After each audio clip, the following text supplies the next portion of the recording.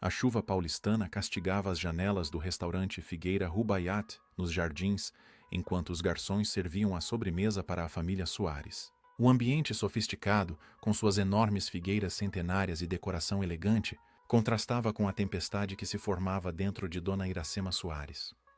Aos 68 anos, Iracema era uma mulher de estatura média, cabelos grisalhos bem cuidados e olhar penetrante que escondia décadas de trabalho árduo. Vestia um conjunto discreto de calça e blazer azul marinho, sem joias chamativas, apenas um relógio antigo de ouro que pertencera ao seu falecido marido, Antônio. Enquanto observava sua filha Débora falar animadamente sobre a sogra, sentia um nó crescente na garganta. Vocês precisam ver a nova loja da Márcia em Alphaville. É simplesmente deslumbrante, dizia Débora, uma mulher de 42 anos, cabelos castanhos alisados e unhas impecavelmente feitas. Ela expandiu a marca de cosméticos para o 5º ponto de venda este ano. Incrível como ela conquistou tudo sozinha, não é mesmo? Rodrigo, o genro de Iracema, um homem de 44 anos com cabelo rareando e óculos de armação cara, sorriu com orgulho. Minha mãe sempre foi visionária. Começou do zero e hoje tem uma rede que vale milhões.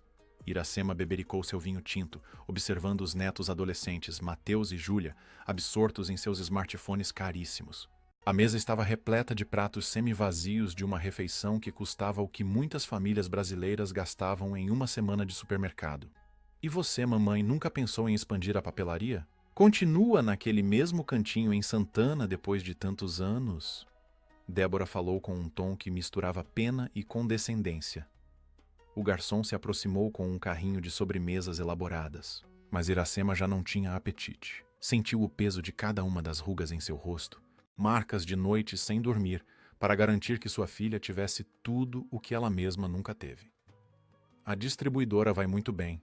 Obrigada, respondeu com dignidade. Havia muito deixado de ser uma simples papelaria, mas Débora parecia nunca notar. Ah, mãe, mas não é a mesma coisa. A Márcia viaja para a Europa 2 vezes por ano para buscar novidades, tem carro importado, frequenta os melhores lugares. Ela conquistou, sabe? Não apenas sobreviveu. O silêncio que seguiu foi ensurdecedor.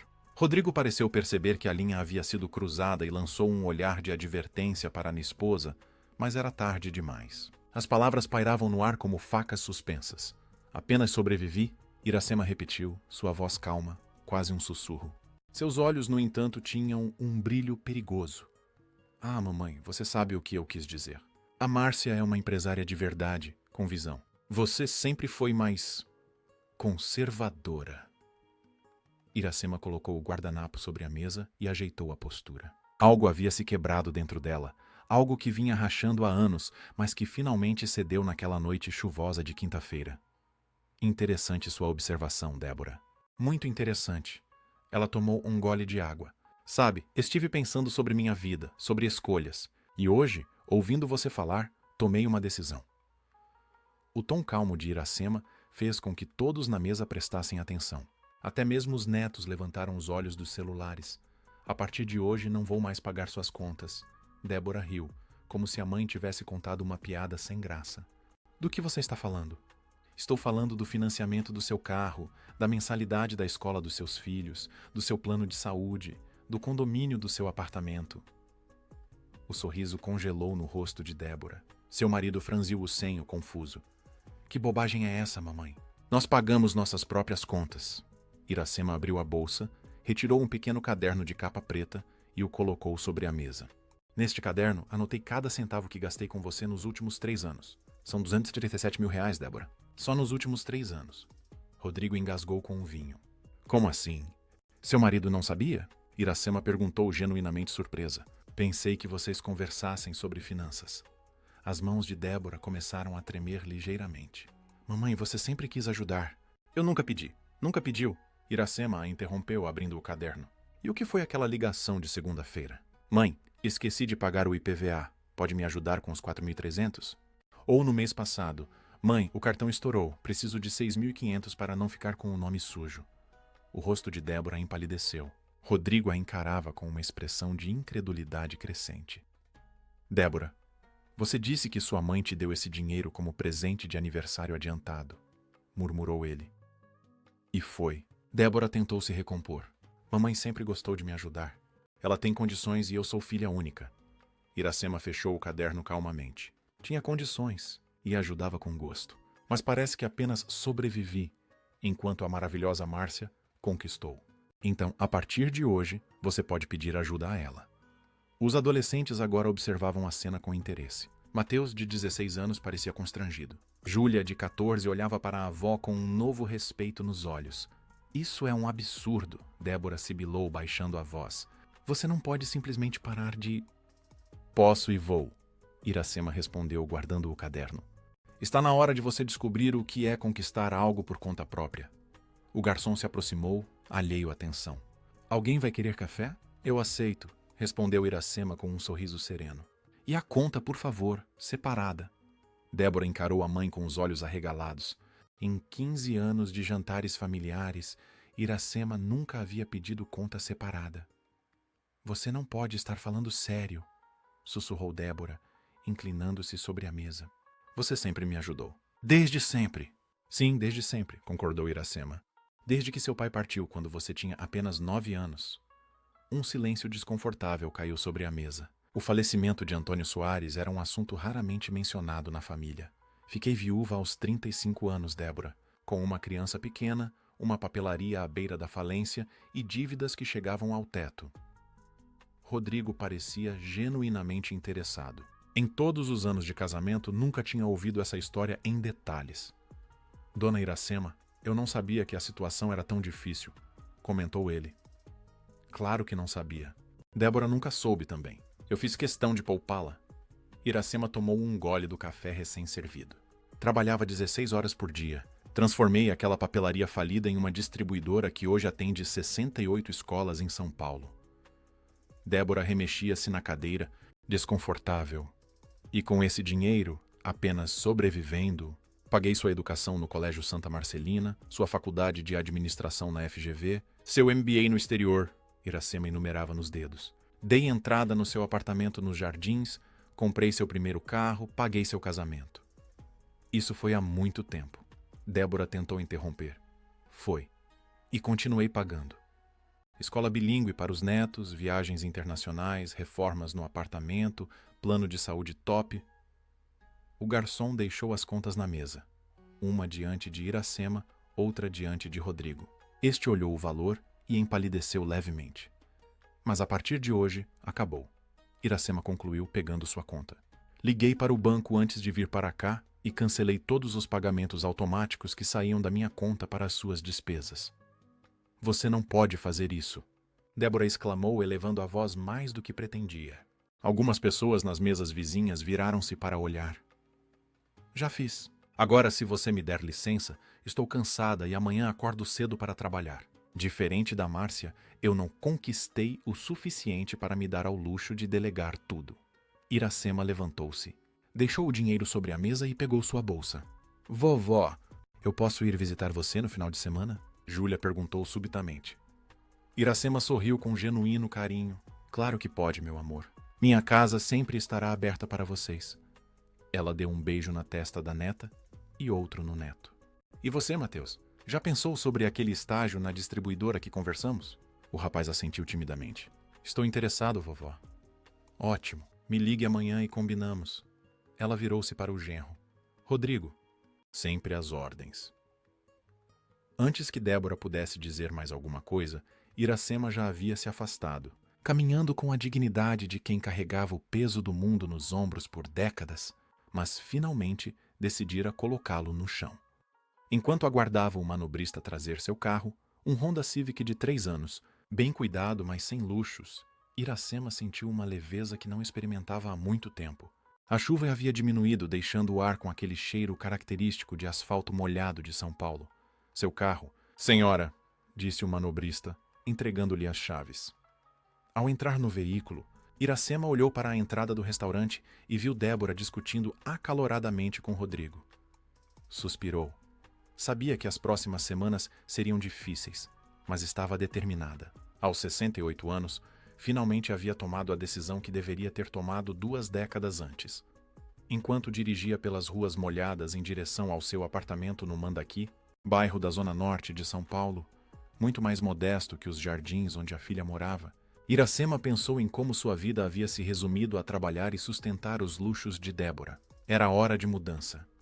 O que ela não sabia era que essa decisão desencadearia uma série de eventos que exporia não apenas a dependência de sua filha, mas também uma rede de mentiras que sustentava a imagem da bem-sucedida Márcia Albuquerque, a sogra que Débora tanto admirava. Iracema estacionou o carro na garagem do prédio simples onde morava há mais de 30 anos. A síndica, Dona Cleide, a cumprimentou enquanto ela atravessava o hall de entrada. "Boa noite, Dona Iracema. Chegando tarde hoje, hein?" "Jantar de família", respondeu Iracema com um sorriso cansado. "Ah, os netos devem estar enormes." "Aquela sua filha ainda mora naquele apartamento chique nos Jardins?" Iracema assentiu. "Mora sim. Boa noite, Cleide." Ao entrar em seu apartamento de 3 quartos, decorado com móveis bem conservados, mas que já tinham pelo menos 2 décadas, Iracema deixou a bolsa sobre o aparador da entrada e foi direto para a cozinha. Preparou um chá de camomila enquanto tentava acalmar a tempestade de emoções que o jantar havia provocado. Com a xícara fumegante nas mãos, caminhou até seu pequeno escritório. A sala, que um dia fora o quarto de Débora, estava repleta de livros, documentos organizados em pastas e fotografias. Sentou-se à escrivaninha e abriu a gaveta inferior, de onde retirou um álbum antigo. As primeiras páginas continham fotos dela e Antônio, jovens e sorridentes, diante de uma pequena loja com uma placa modesta: Papelaria Novo Horizonte. Era 1982, quando compraram o negócio com as economias de ambos.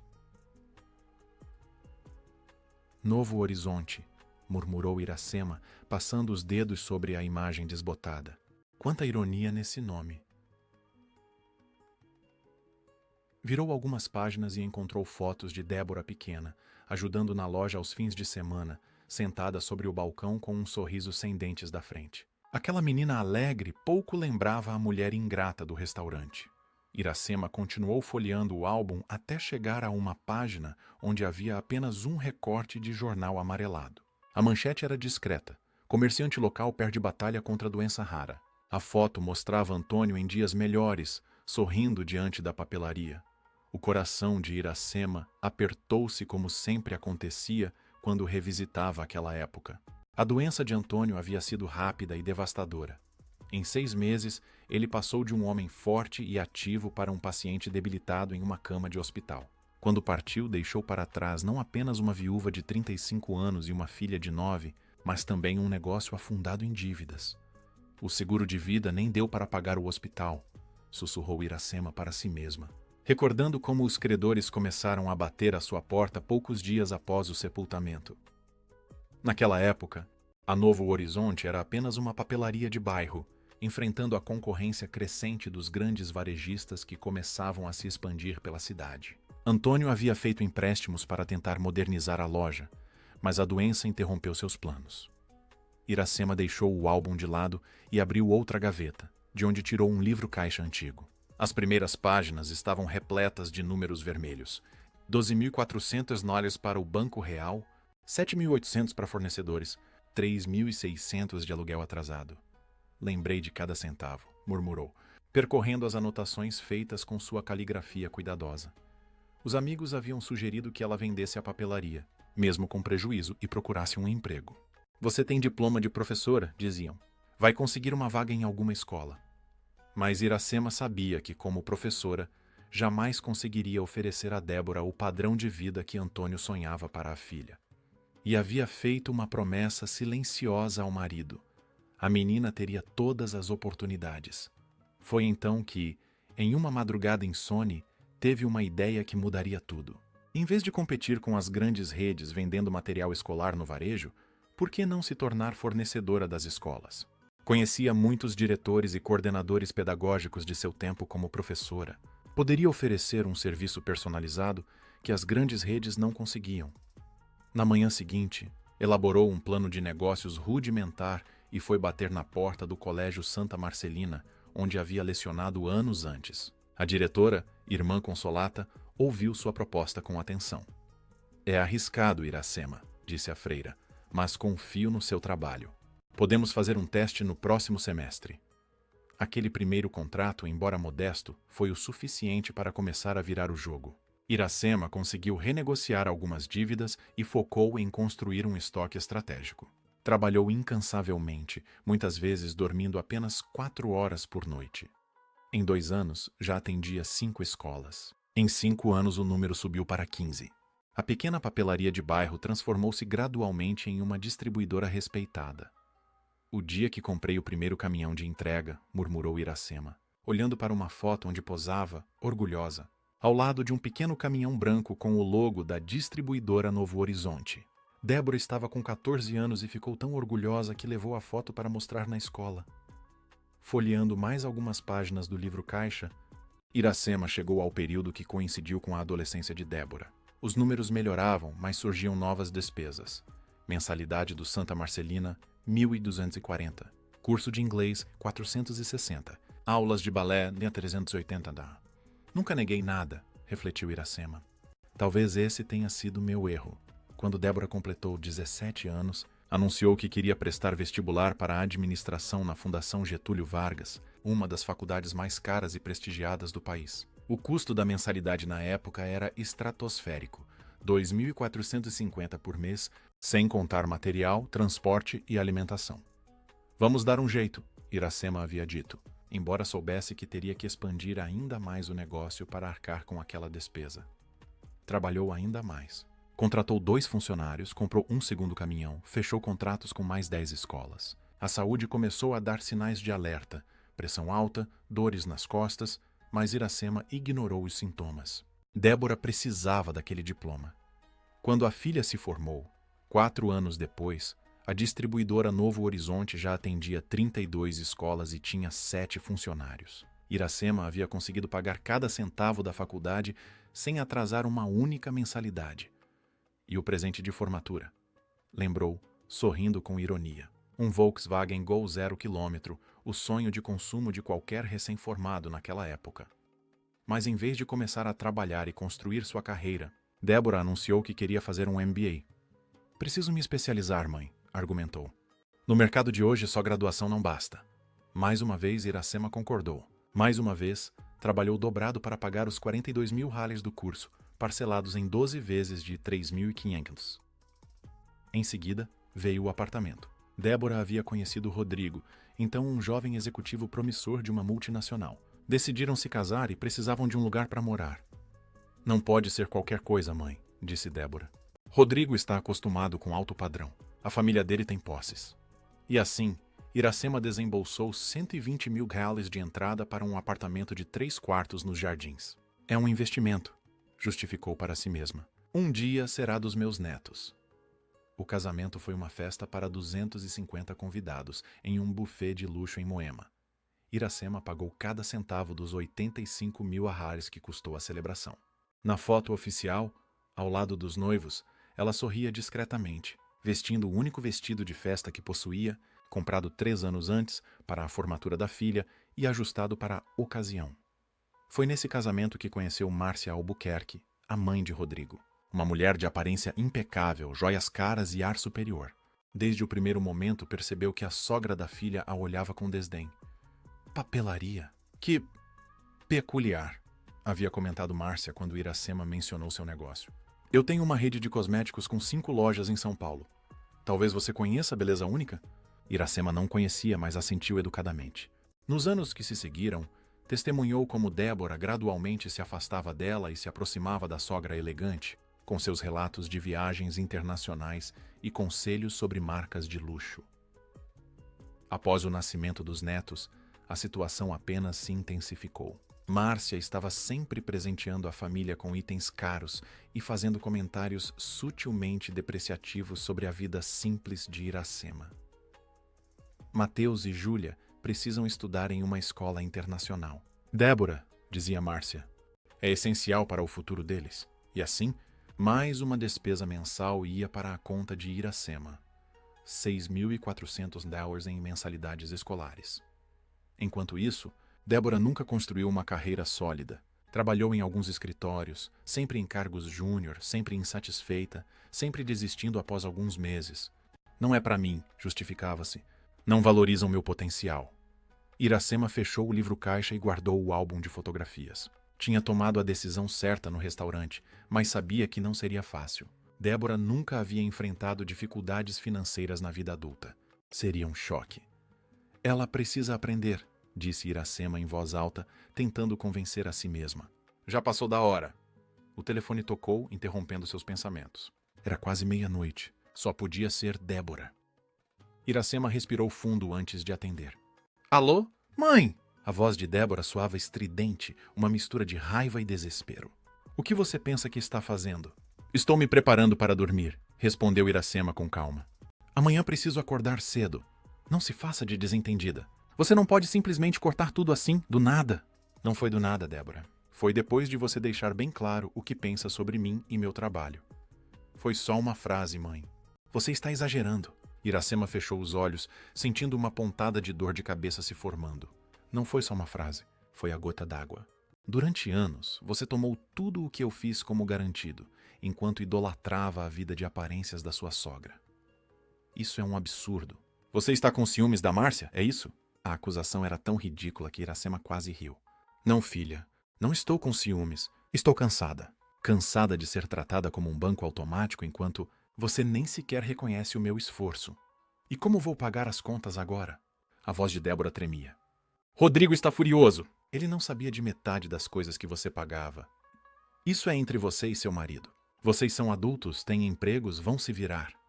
Você não pode fazer isso com seus netos. Eles não têm culpa. Era um golpe baixo usar as crianças como argumento, e ambas sabiam disso. Mateus e Júlia sempre serão bem-vindos na minha casa e sempre terão meu apoio para o que precisarem diretamente.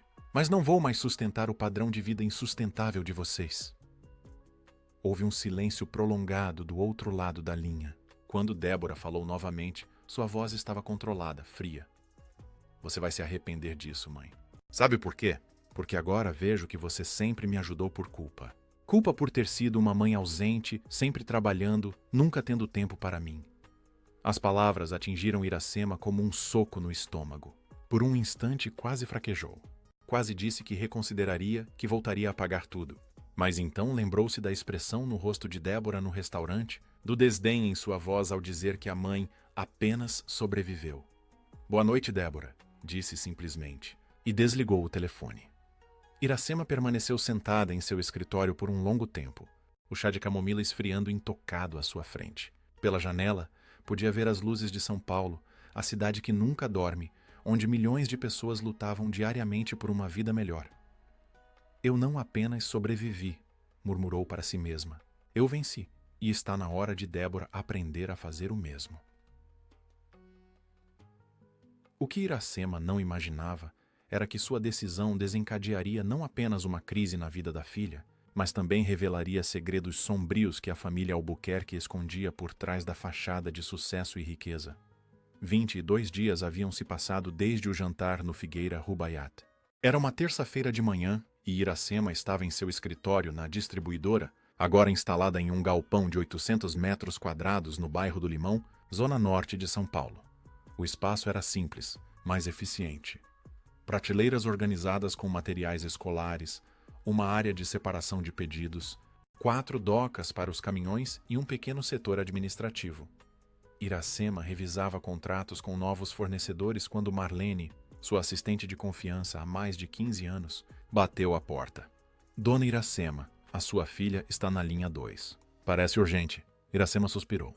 Desde a noite do jantar, Débora havia ligado várias vezes, sempre oscilando entre súplicas e acusações. Nas últimas 2 semanas, porém, os telefonemas haviam cessado, e Iracema se perguntava quando a realidade finalmente bateria à porta da filha.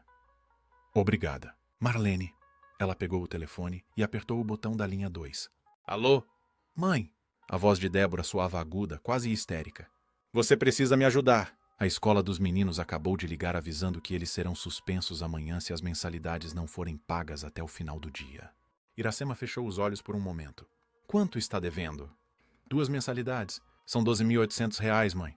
12.800. De onde vou tirar isso? Do seu trabalho, talvez? Ou do salário do Rodrigo? Ele não é gerente naquela multinacional? Você sabe que eu estou entre empregos agora. E o salário do Rodrigo mal cobre nossas despesas básicas. Débora parecia à beira das lágrimas.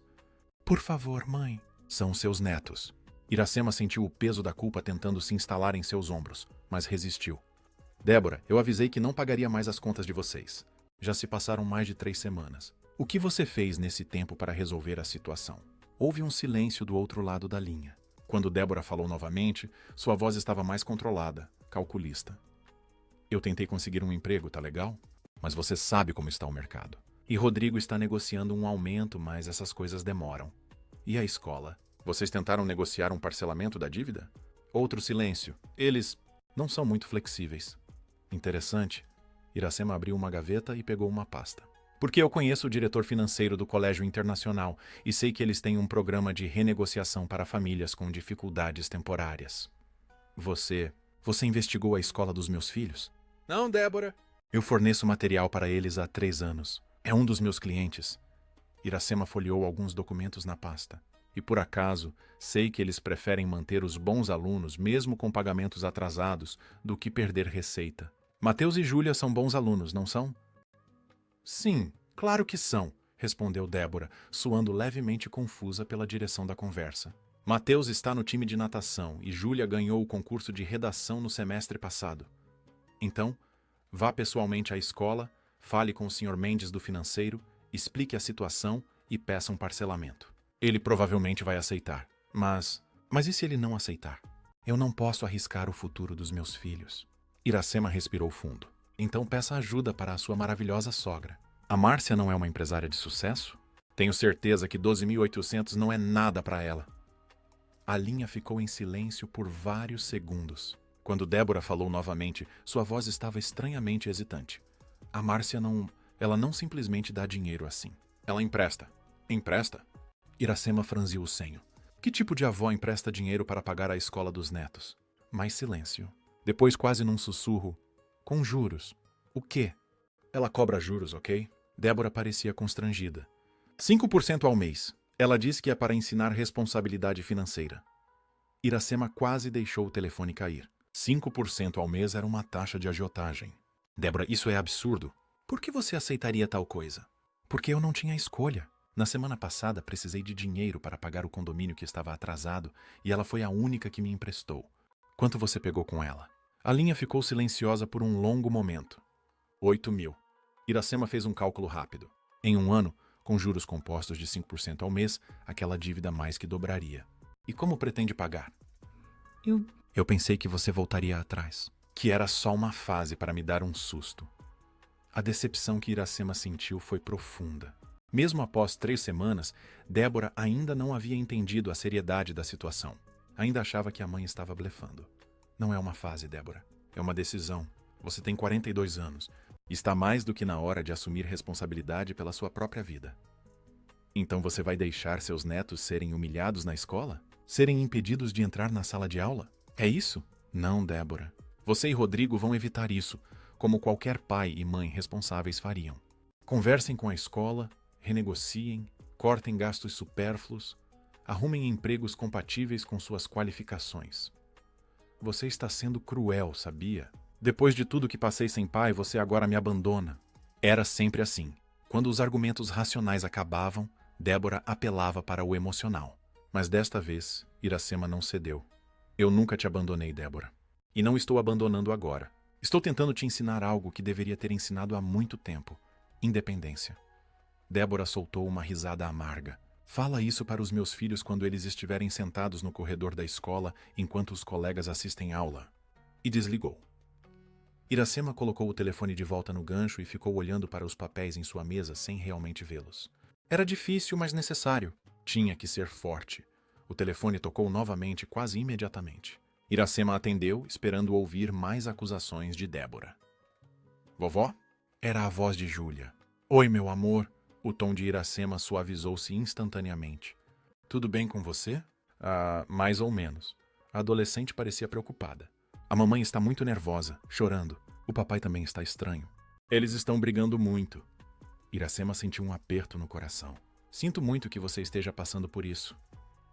É verdade que não podemos mais ir para a escola? Não, querida. Seus pais vão resolver isso.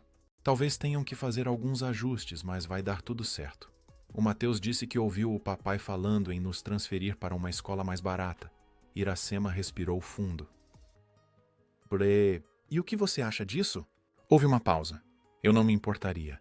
Minhas amigas da rua estudam no Colégio Estadual Joaquim Nabuco e dizem que é legal. E fica mais perto de casa.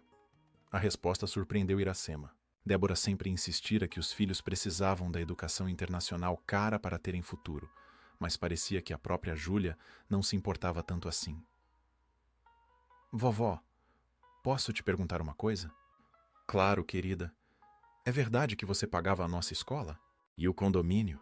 E o carro da mamãe? Iracema hesitou, não querendo colocar a neta contra a mãe.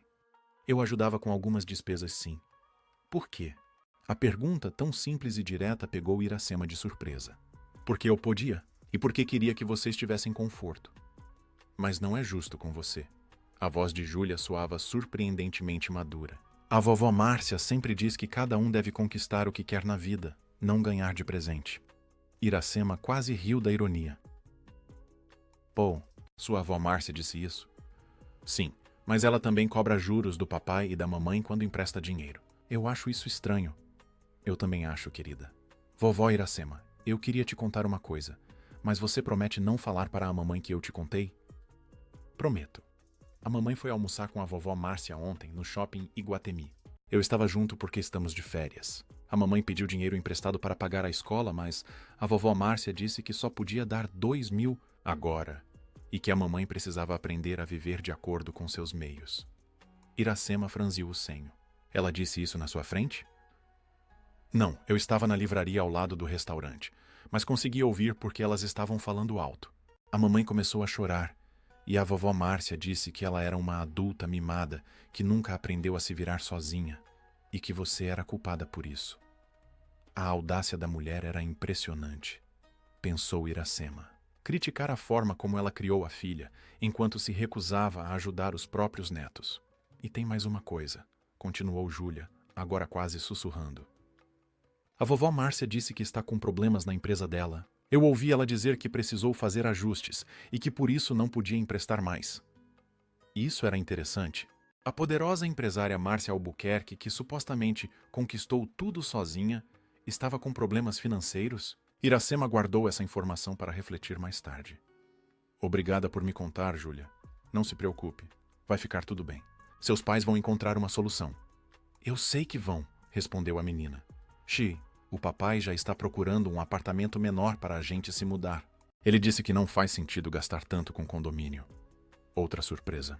Parecia que Rodrigo, ao menos, estava levando a situação a sério e tomando medidas práticas. Isso é muito sensato da parte dele. Vovó, eu tenho que desligar agora. A mamãe está me chamando. Te amo. Também te amo, querida. Se precisar conversar, pode me ligar a qualquer hora. Após desligar, Iracema ficou pensativa. A conversa com a neta havia revelado várias coisas interessantes. Primeiro, que Júlia era muito mais madura e perceptiva do que Iracema imaginava. Segundo, que Rodrigo parecia estar assumindo responsabilidade pela situação financeira da família, buscando soluções práticas. E terceiro, e talvez mais intrigante, que Márcia Albuquerque, a suposta empresária de sucesso, aparentemente estava enfrentando dificuldades em seus negócios. Dona Iracema, Marlene apareceu na porta. O Sr. Castro, da Editora Moderna, está aqui para a reunião das 11 horas.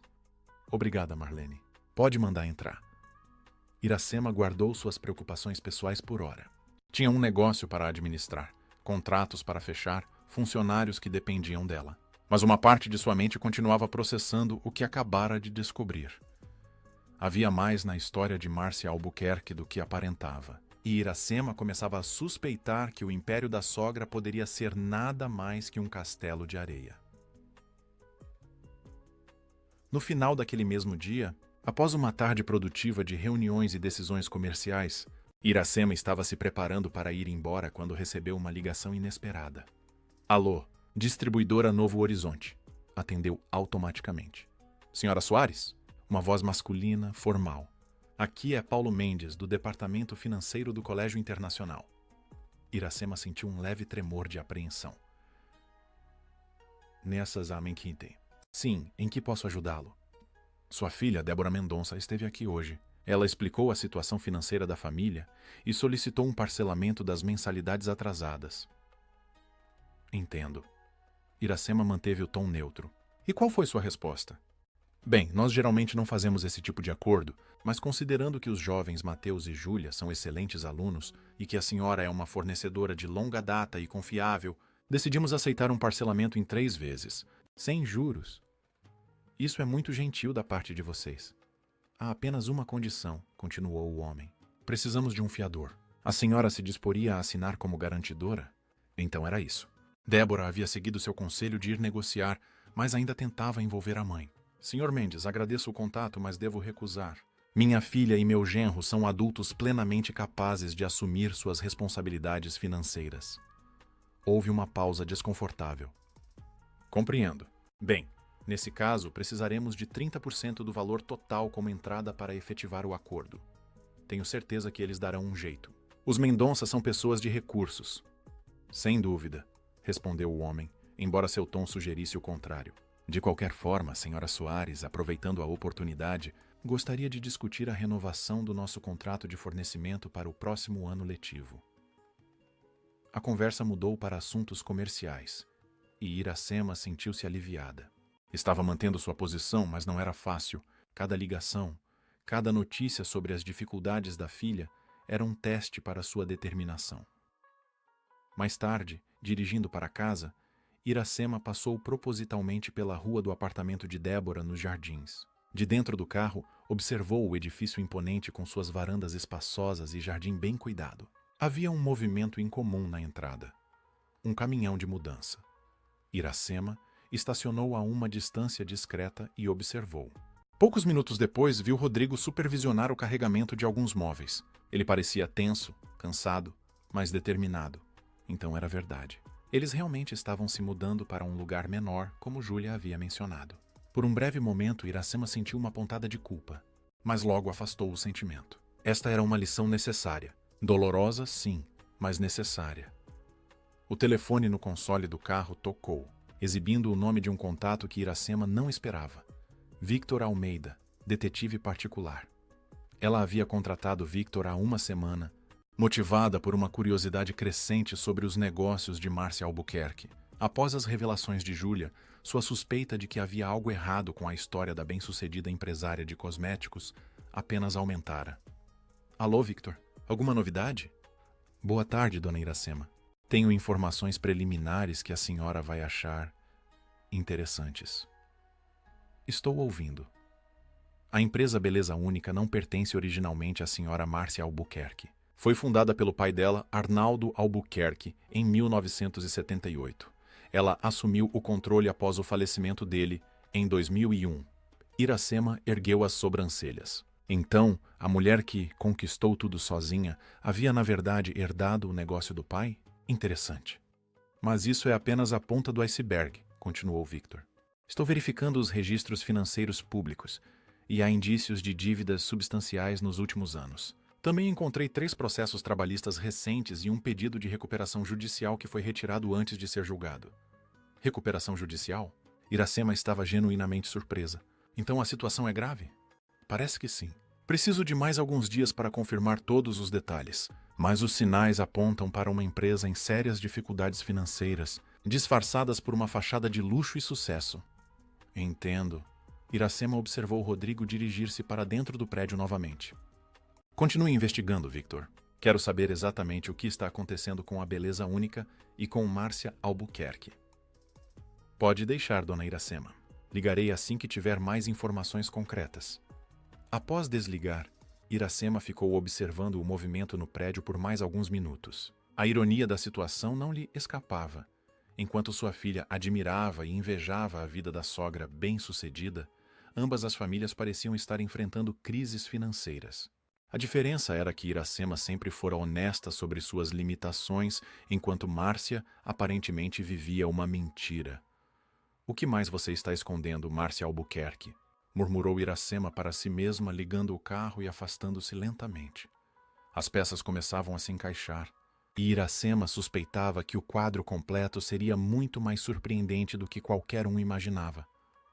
2 semanas depois, em uma tarde de quarta-feira, Iracema estacionou seu carro em frente a um discreto escritório no bairro da Liberdade, região central de São Paulo. O endereço pertencia a Victor Almeida, o detetive particular que ela havia contratado para investigar Márcia Albuquerque. O escritório ficava no terceiro andar de um prédio antigo, sem elevador. Enquanto subia as escadas, Iracema refletia sobre o caminho que havia tomado. Nunca imaginara que um dia contrataria um detetive particular para investigar a sogra de sua filha, mas as circunstâncias haviam mudado drasticamente nas últimas semanas. Débora, Rodrigo e os netos haviam se mudado para um apartamento menor em Perdizes, um bairro de classe média alta, mas consideravelmente menos luxuoso que os Jardins. Pelo que Iracema soubera através de Júlia, o condomínio custava metade do anterior, e as crianças haviam permanecido no colégio internacional após o acordo de parcelamento. Apesar dos apelos iniciais, Débora não havia mais entrado em contato pedindo dinheiro. Iracema suspeitava que o orgulho ferido da filha finalmente havia falado mais alto. Ou talvez Rodrigo tivesse colocado um ponto final nas tentativas da esposa de conseguir recursos da mãe. Victor a recebeu na porta do escritório. Um homem de meia idade, cabelos grisalhos bem aparados e olhos atentos por trás de óculos de armação fina. Dona Iracema, pontual como sempre. Ele estendeu a mão, cumprimentando-a formalmente. Por favor, entre. O escritório era despretensioso, mas organizado. Uma mesa de madeira escura ocupava o centro da sala, ladeada por arquivos de metal e uma estante com livros jurídicos. Na parede, diplomas e certificados atestavam a formação e experiência de Victor em investigação privada. Aceita um café? Sim, obrigada. Enquanto Victor preparava o café em uma pequena máquina no canto da sala, Iracema observou as fotografias emolduradas sobre um aparador. Victor em uniforme policial, provavelmente de seus tempos na força. Outra ao lado de uma mulher e 2 adolescentes, presumivelmente sua família. Uma terceira recebendo algum tipo de condecoração. O senhor foi policial? 20 anos na Polícia Civil, respondeu. Ele trazendo 2 xícaras. Me aposentei como delegado e abri este escritório há 7 anos. Prefiro casos como o seu. Investigações empresariais, verificação de antecedentes, avaliação patrimonial. Nada de casos extraconjugais ou perseguições, que é o que a maioria das pessoas associa com detetives particulares. Iracema assentiu, tomando um gole do café. E o que descobriu sobre Márcia Albuquerque? Victor sentou-se, colocando sobre a mesa uma pasta grossa. Muito mais do que esperava, para ser sincero. A senhora tinha razão em suas suspeitas. Ele abriu a pasta, revelando documentos, fotografias e relatórios organizados meticulosamente. Vamos começar pelo começo. Beleza Única Cosméticos foi fundada em 1978 por Arnaldo Albuquerque, pai de Márcia. Era inicialmente uma pequena fábrica de produtos de higiene pessoal no ABC Paulista, fornecendo principalmente para hotéis e hospitais. Victor mostrou um recorte de jornal amarelado com a foto de um homem de meia idade diante de um galpão industrial. Arnaldo era um empresário competente, e o negócio prosperou nas décadas de 80 e 90. Quando ele sofreu um ataque cardíaco em 2001, a empresa tinha 2 fábricas e atendia grandes redes hoteleiras em todo o Brasil. Iracema assentiu, absorvendo as informações. Márcia era filha única e herdou tudo. Até aí, nada de incomum ou suspeito. O problema começou quando ela decidiu transformar a empresa de fornecedora industrial para a marca de luxo de varejo. Victor passou algumas páginas mostrando documentos financeiros. Em 2002, ela investiu pesado na abertura de uma loja conceito nos Jardins. Em 2003, mais 2 lojas em shopping centers de luxo. Em 2004, contratou uma agência de publicidade cara para reposicionar a marca. Tudo isso consumiu capital rapidamente, sem retorno imediato. Expansão muito agressiva, comentou Iracema, que conhecia bem os riscos de crescer rápido demais. Exatamente. E aqui está o ponto crucial. Enquanto as lojas de varejo consumiam recursos, ela começou a negligenciar o negócio original que realmente dava lucro, o fornecimento industrial. Victor mostrou um gráfico de barras que indicava claramente a queda de faturamento no setor B2B da empresa, contrastando com o aumento de gastos no setor varejista. Em 2010, ela fechou a fábrica menor e concentrou tudo em um único local, supostamente para otimizar custos. Na verdade, vendeu o terreno para cobrir dívidas crescentes. Iracema franziu o senho. Mas nos últimos anos ela abriu mais lojas. Minha filha mencionou 5 pontos de venda. Victor sorriu, como se tivesse esperado por esse comentário. Aí está o ponto mais interessante da investigação. Ele passou algumas páginas e mostrou fotografias recentes de lojas elegantes com a marca Beleza Única em destaque. Das 5 lojas que existem atualmente, 3 são franquias. Márcia vendeu os direitos de uso da marca para investidores que bancaram a instalação e operação das lojas. Ela recebe royalties, mas também vendeu o direito de exploração por antecipação para cobrir dívidas. Então ela não é dona dessas lojas? Não. É apenas detentora da marca e, mesmo assim, com direitos cada vez mais limitados devido aos contratos que assinou com os franqueados para receber adiantamentos. Iracema começava a entender o quadro. Márcia havia sacrificado a solidez financeira da empresa para manter uma fachada de sucesso e luxo. Quanto às 2 lojas que ela ainda controla diretamente, continuou Victor. Uma está com o aluguel atrasado há 3 meses, segundo minha fonte na administração do shopping. A outra, na Oscar Freire, é a loja Conceito, e ela mantém a todo custo, mesmo operando no vermelho, porque é a vitrine da marca. E a fábrica? Victor virou mais uma página revelando fotos de um galpão industrial que claramente operava muito abaixo de sua capacidade. Funciona com menos de 30% da capacidade instalada. Dos 86 funcionários que tinha em 2001, hoje restam 27. A maior parte da produção atual é terceirizada para pequenos fabricantes de cosméticos white label, que colocam a marca Beleza Única nos produtos. A qualidade caiu consideravelmente. Iracema assentiu, lembrando-se de um comentário que Júlia fizera certa vez sobre como a avó Márcia sempre dava perfumes de presente, mas que tinham um cheiro estranho que não durava no corpo. Qual é a situação financeira real da empresa? Victor puxou uma folha com números destacados em vermelho. O último balanço oficial mostra um passivo de aproximadamente R$890 mil, mas isso é apenas o que aparece nos registros. Minha investigação indica dívidas não declaradas com fornecedores, impostos parcelados em programas de recuperação fiscal e pelo menos 3 empréstimos pessoais que Márcia fez em nome próprio para injetar na empresa. E o estilo de vida luxuoso que ela mantém? Aqui Victor sorriu novamente, desta vez com um ar quase admirado. É aí que Márcia Albuquerque merece crédito pela engenhosidade, por mais questionável que seja. Ela criou uma ilusão quase perfeita. Ele mostrou fotografias da mulher em eventos sociais, sempre impecavelmente vestida e adornada. O apartamento onde mora, no Itaim Bibi, alugado, não próprio, e com 2 meses de atraso no pagamento. O carro importado, leasing, com parcelas atrasadas também. As roupas de grife? Ou são peças antigas de quando a empresa ia bem, ou compradas em cartões de crédito rotativo com juros altíssimos. Iracema ouvia com uma mistura de espanto e compreensão crescente. A imagem da empresária bem-sucedida que Márcia projetava e que tanto impressionava Débora era uma elaborada construção de aparências. As viagens internacionais? Algumas são reais, bancadas com os últimos recursos disponíveis ou novos empréstimos, justamente para manter a fachada. Outras são pura ficção. Ela posta fotos antigas como se fossem recentes, ou compartilha imagens de hotéis e resorts onde nunca esteve. Victor fechou a pasta e olhou diretamente para Iracema. Em resumo, Dona Iracema, Márcia Albuquerque vive bem acima de suas possibilidades reais, mantendo uma fachada de sucesso empresarial que não existe mais. Está, na verdade, à beira da falência pessoal e empresarial. Iracema ficou em silêncio por um longo momento, absorvendo tudo o que havia descoberto. Era quase inacreditável como Márcia havia construído uma imagem tão convincente de sucesso e riqueza, quando a realidade era exatamente o oposto. Tenho mais uma pergunta, disse finalmente. Como ela trata os funcionários e parceiros de negócios?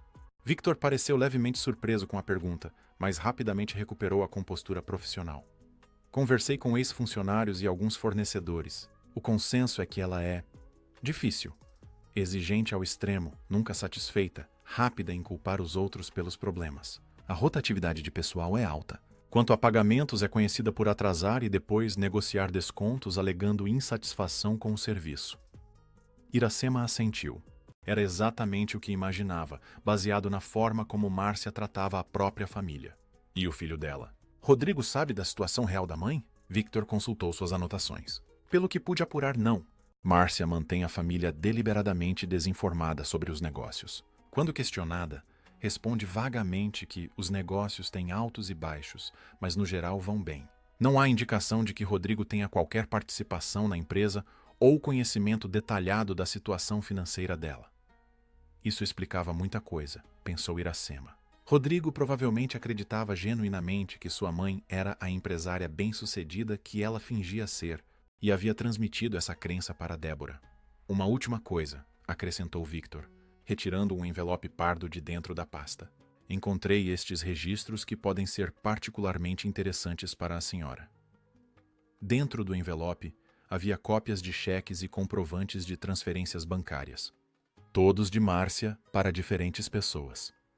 Estes são os empréstimos que Márcia fez nos últimos anos. Como pode ver, há um padrão. Ela empresta pequenas quantias para familiares, amigos e conhecidos, sempre com taxas de juros que variam entre 4% e 6% ao mês. Iracema examinou os documentos com crescente indignação. Isso é agiotagem. Tecnicamente, entre particulares e sem caracterização de habitualidade comercial, é difícil enquadrar legalmente como tal. Mas moralmente? Sim, é uma prática abusiva, especialmente considerando que os tomadores são pessoas próximas, incluindo a família. Entre os documentos, Iracema encontrou 2 comprovantes de pagamentos recentes de Débora para Márcia, um de 8.400 reais e outro de 2.000 reais, ambos com anotações manuscritas indicando principal plus juros. Então minha filha continua pegando dinheiro emprestado com a sogra, mesmo sabendo dos juros abusivos? Aparentemente sim. O último empréstimo foi há apenas 10 dias. Iracema sentiu uma mistura de raiva e tristeza. Mesmo depois de tudo, Débora continuava procurando ajuda da pessoa errada. Há mais alguma coisa que eu deveria saber? Victor hesitou brevemente. Bem, durante minha investigação, descobri que Márcia tem feito perguntas sobre a senhora e seus negócios. Como assim? Ela aparentemente está tentando obter informações sobre a saúde financeira da sua distribuidora. Abordou um ex-funcionário seu, oferecendo dinheiro por informações internas. Isso era inesperado. Por que Márcia estaria interessada em investigar seus negócios? E o que ela descobriu? Nada significativo, pelo que sei. O ex-funcionário em questão recusou a oferta e, inclusive, me procurou para relatar o incidente quando soube que eu estava investigando a senhora Albuquerque a seu pedido. Iracema fez uma nota mental para agradecer ao ex-funcionário pela lealdade. Interessante. Parece que Márcia está preocupada com o que eu possa descobrir sobre ela. Ou talvez esteja procurando uma nova fonte de recursos, sugeriu Victor. Se ela percebeu que a senhora tem uma empresa sólida e lucrativa, pode estar considerando alguma forma de aproximação financeira. A ideia era perturbadora, mas fazia sentido.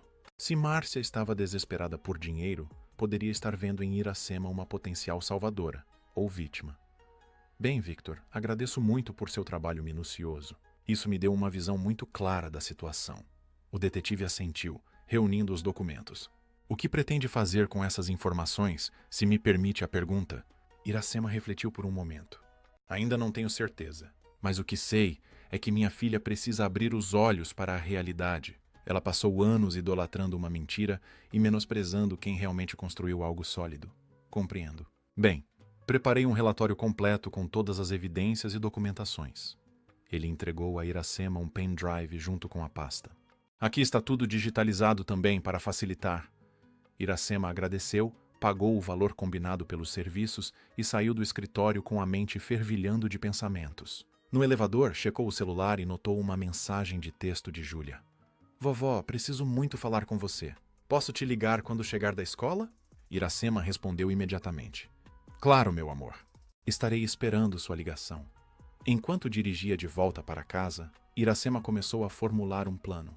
As informações que havia obtido sobre Márcia eram explosivas e poderiam destruir a imagem cuidadosamente construída da empresária de sucesso.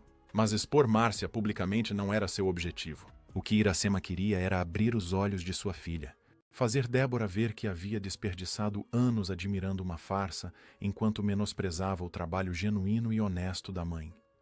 O telefone tocou através do sistema Bluetooth do carro. Era Júlia? Oi, vovó!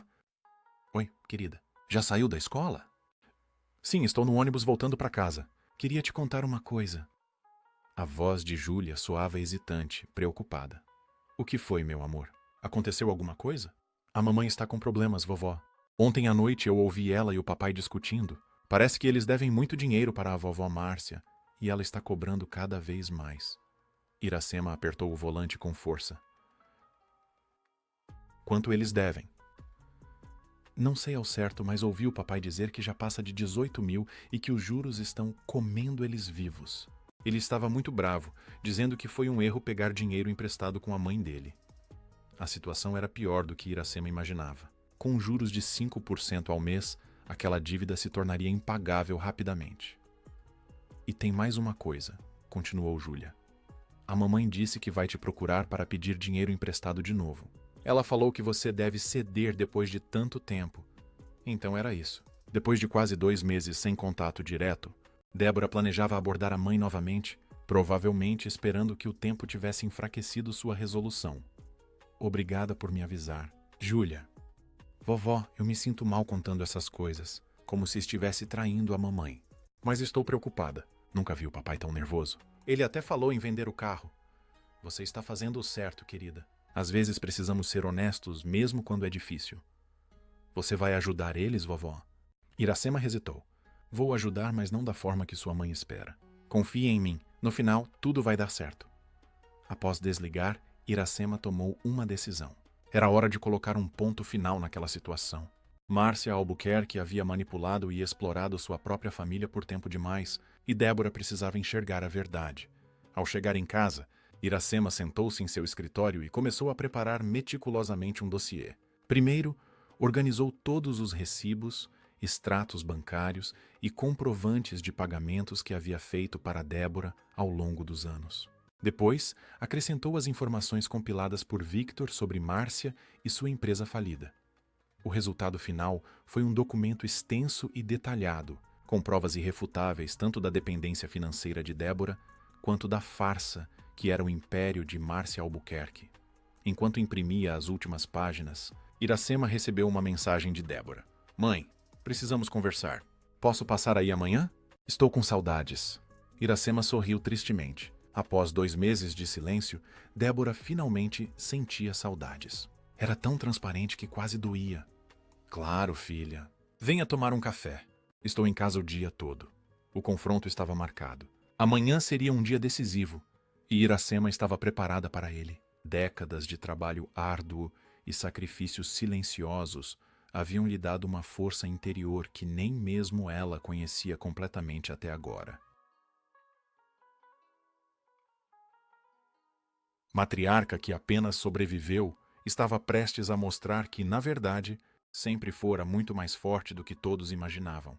Na tarde seguinte, Iracema arrumava a sala de seu apartamento quando a campainha tocou. Olhou para o relógio.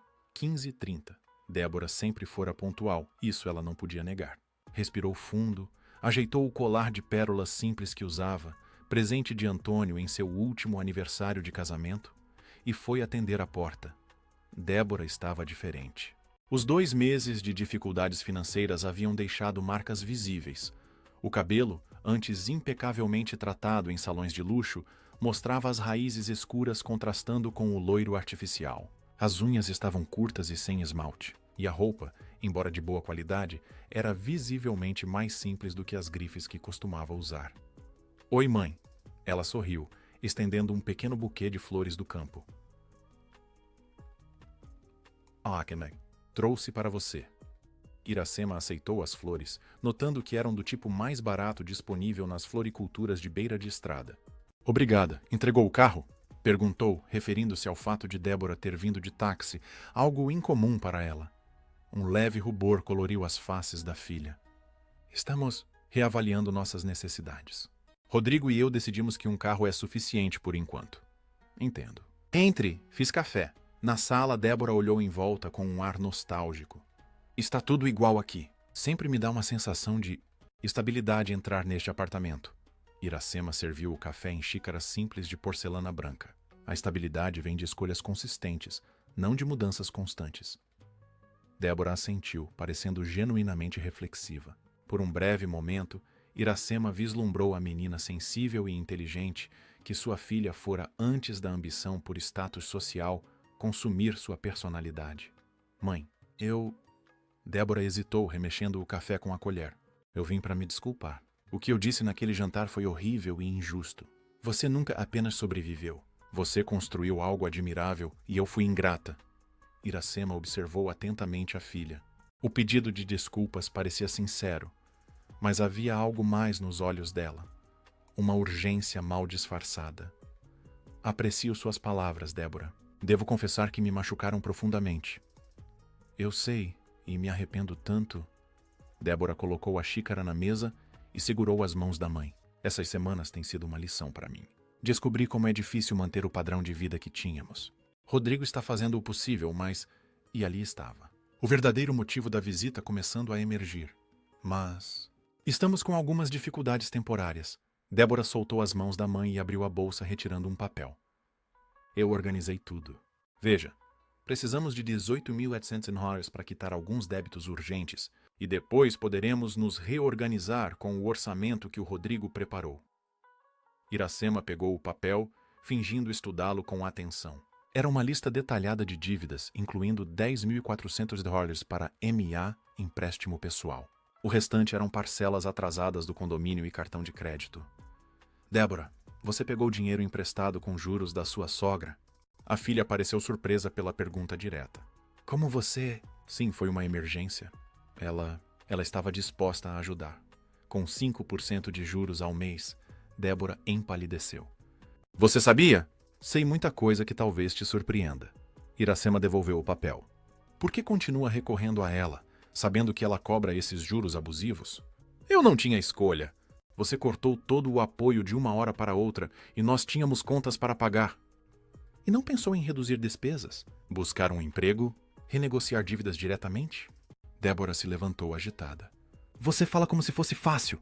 Tenho 2 crianças para criar. Um padrão a manter. Padrão? Iracema ergueu uma sobrancelha. Que padrão, Débora? O padrão que eu sustentei com meu trabalho enquanto você fingia que era mérito seu? Isso não é justo! Não, não é justo. Não foi justo comigo durante todos esses anos. Iracema também se levantou, encarando a filha. Você veio aqui hoje não para se desculpar, mas para pedir dinheiro. Admita. Débora abriu a boca para protestar, mas vendo a expressão resoluta da mãe, seus ombros caíram em derrota. Sim, precisamos de ajuda. Estamos afundados em dívidas, a taxa de juros da Márcia está nos matando. E Rodrigo está falando em tirar as crianças do colégio internacional. E você acha inaceitável que seus filhos estudem em uma escola pública ou mais acessível? Não é isso. É que eles têm amigos lá, uma vida estabelecida. Júlia me disse que não se importaria em mudar de escola. Que tem amigas no Colégio Estadual Joaquim Nabuco. Débora pareceu genuinamente surpresa. Ela disse isso? Quando você falou com a Júlia? Nós conversamos regularmente. Sua filha é uma jovem sensata e madura. Muito mais do que você era na idade dela. Um silêncio pesado caiu sobre a sala. Finalmente, Débora voltou a sentar-se, derrotada. Então você não vai nos ajudar? Não da forma que você... Espera! Iracema consultou o relógio. Tenho uma proposta para fazer, mas não apenas para você. Para toda a família. Como assim?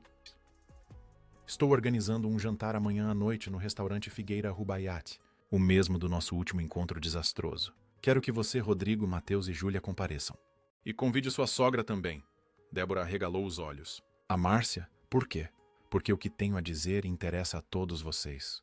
Mãe, se isto é algum tipo de armadilha ou humilhação pública, não é nada disso. Iracema sorriu tranquilamente. É apenas uma oportunidade para esclarecermos as coisas de uma vez por todas. Prometo que será esclarecedor. Débora parecia desconfiada, mas também curiosa. E depois desse jantar, você vai considerar nos ajudar? Depois desse jantar, garanto que a situação de vocês mudará drasticamente. Após mais algumas tentativas frustradas de descobrir exatamente o que a mãe planejava, Débora finalmente concordou em organizar o jantar conforme solicitado. Quando ela saiu do apartamento sem o dinheiro que viera buscar, seu rosto era uma mistura de frustração e resignada curiosidade. Assim que ficou sozinha, Iracema pegou o telefone e ligou para Victor. Boa tarde, dona Iracema. Em que posso ajudá-la? Victor, preciso de mais um favor. Pode verificar se Rodrigo Mendonça tem alguma perspectiva de promoção ou aumento na empresa onde trabalha? E também quero saber se há algo sobre a relação dele com a mãe que possa ser útil. Vou verificar imediatamente e retorno ainda hoje. Após desligar, Iracema sentou-se à sua mesa e começou a organizar meticulosamente os documentos para o jantar do dia seguinte. O que planejava era arriscado e poderia causar uma ruptura definitiva na família. Mas depois de décadas sendo explorada e subestimada, estava na hora de todos conhecerem a verdade. No dia seguinte, às 19h30, Iracema foi a primeira a chegar ao restaurante. Havia reservado a mesma mesa do jantar fatídico de 2 meses atrás e solicitado um espaço privativo anexo para a sobremesa, o momento em que apresentaria as provas que havia coletado. Vestia um conjunto elegante de calça e blazer cinza, com um broche discreto de safira que havia comprado para si mesma quando a distribuidora completou 15 anos. Seu cabelo grisalho estava impecavelmente arrumado em um coque baixo e usava uma maquiagem leve que realçava seus olhos perspicazes. Débora e Rodrigo chegaram em seguida, com Mateus e Júlia. A família parecia tensa, como se estivesse entrando em território inimigo. Rodrigo, em particular, aparentava desconforto, provavelmente dividido entre a lealdade à esposa e o respeito pela sogra. Vovó. Júlia adiantou-se, abraçando Iracema com um genuíno afeto. Que saudade. Também senti sua falta, querida. Iracema beijou a testa da neta e depois cumprimentou o neto com um abraço. Mateus, como vai o time de natação? O rapaz deu de ombros tímido. Tive que sair. As mensalidades... Um silêncio constrangido seguiu-se, quebrado pela chegada majestosa de Márcia Albuquerque. A sogra de Débora estava impecável como sempre. Vestido preto de corte elegante, joias discretas, mas obviamente caras, cabelo castanho sem um fio branco à vista, certamente tingido, e maquiagem perfeita. Apenas os olhos levemente ansiosos traíam alguma preocupação sobre o motivo daquele jantar inusitado. Iracema. Ela estendeu a mão com um sorriso frio. Que surpresa receber seu convite através de Débora. Faz tanto tempo que não nos encontramos socialmente. Márcia. Iracema apertou a mão oferecida com firmeza. Obrigada por vir. Tenho certeza que esta noite será memorável para todos nós. Acomodaram-se à mesa, com Iracema na cabeceira, Márcia no extremo oposto e os demais distribuídos entre elas. Um garçom aproximou-se para anotar os pedidos de bebidas. Champanhe para mim, declarou Márcia automaticamente. Água para mim, pediu Iracema. Preciso manter a mente clara esta noite. Os outros optaram por água e refrigerante para os adolescentes, com Rodrigo solicitando discretamente um copo de vinho. Iracema notou que Débora, que normalmente pediria champanhe como a sogra, estava sendo cautelosa com os gastos. Enquanto analisavam o cardápio, Márcia começou a narrar uma suposta viagem recente a Paris, detalhando hospedagens em hotéis de luxo e jantares em restaurantes estrelados. Iracema observava com interesse como Débora e Rodrigo ouviam admirados, enquanto os adolescentes pareciam entediados com um relato que provavelmente já haviam escutado várias vezes. E você, Iracema? Márcia voltou-se para ela com aquele sorriso condescendente que tanto irritava. Como vão os negócios? A papelaria ainda atende aquelas escolas do subúrbio? Na verdade, Márcia, a distribuidora Novo Horizonte atende 68 escolas em toda São Paulo, incluindo algumas das mais prestigiadas, como o Colégio Internacional, onde Mateus e Júlia estudam. Iracema sorriu tranquilamente. Ou devo dizer estudavam? Mu! Márcia pareceu momentaneamente desconcertada, enquanto Rodrigo pigarreava, desconfortável. Ainda não tomamos uma decisão final sobre a escola, interveio ele rapidamente. Estamos avaliando opções. Compreensível, respondeu Iracema. Afinal, administrar um orçamento familiar adequadamente requer decisões difíceis às vezes. O jantar prosseguiu com uma tensão subjacente. Iracema manteve-se cordial, respondendo perguntas e participando da conversa, mas claramente guardando algo para mais tarde. Débora alternava entre tentar agradar a mãe e impressionar a sogra, uma dança social exaustiva que deixava evidente sua insegurança. Após a refeição principal, quando o garçom veio oferecer a sobremesa, Iracema fez um sinal discreto, conforme combinado anteriormente.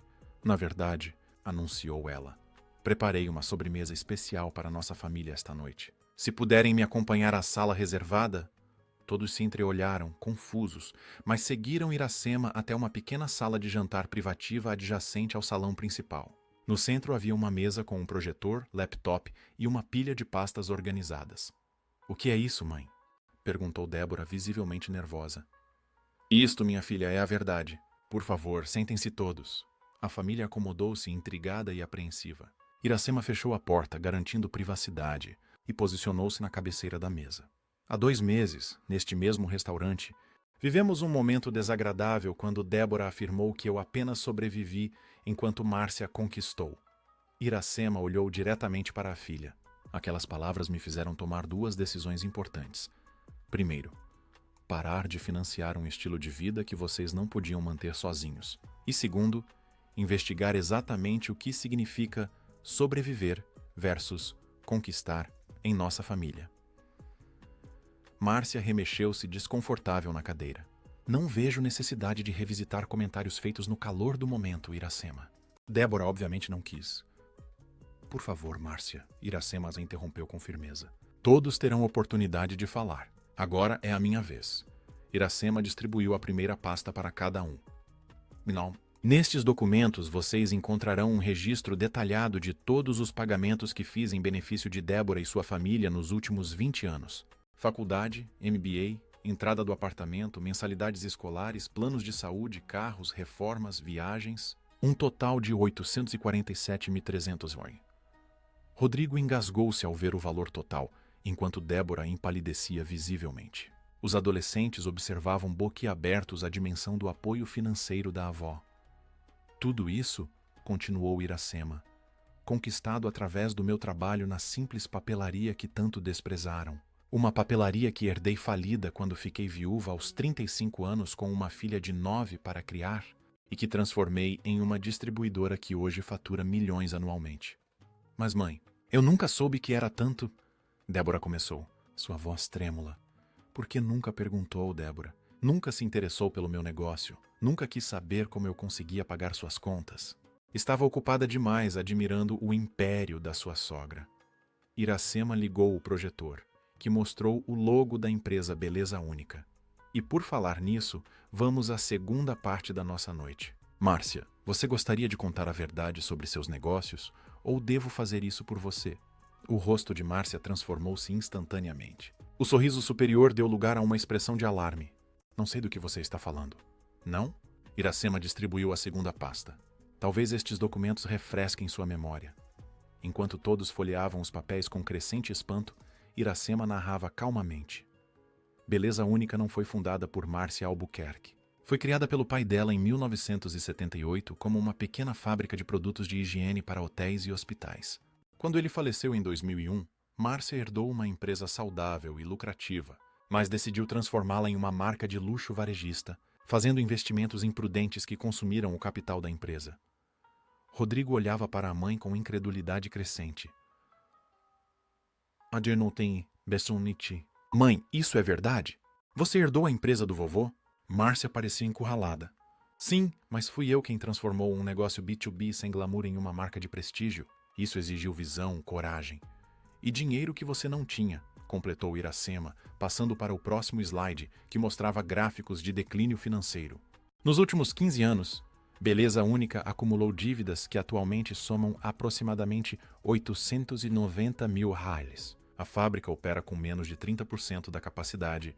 3 das 5 lojas são franquias que você não controla diretamente. E os produtos que antes eram fabricados com qualidade, agora são terceirizados para fabricantes white label de baixo custo. A revelação caiu como uma bomba na sala. Débora olhava para a sogra com uma mistura de horror e traição. Rodrigo parecia devastado. Isso é absurdo. Márcia levantou-se trêmula de raiva. Como você ousa investigar minha vida, meus negócios? Isso é invasão de privacidade. Não, Márcia. É devido diligência. Algo que deveria ter feito antes de permitir que você influenciasse minha filha contra mim com mentiras sobre seu suposto sucesso. Iracema passou para o próximo slide, que mostrava o apartamento de Márcia no Itaim e seu carro importado. O apartamento? Alugado, com pagamentos atrasados. O carro? Leasing, também com parcelas em atraso. As roupas de grife, as joias, as viagens internacionais.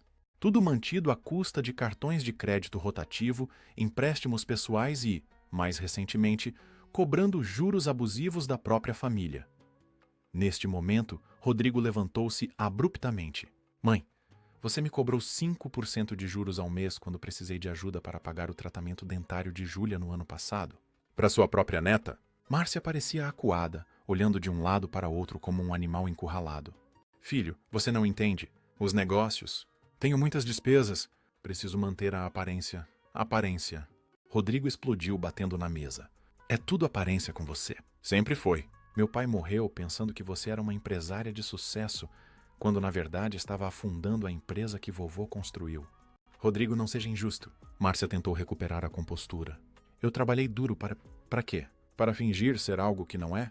Para cobrar juros da sua própria família, enquanto ostenta uma riqueza que não possui? Rodrigo estava vermelho de raiva.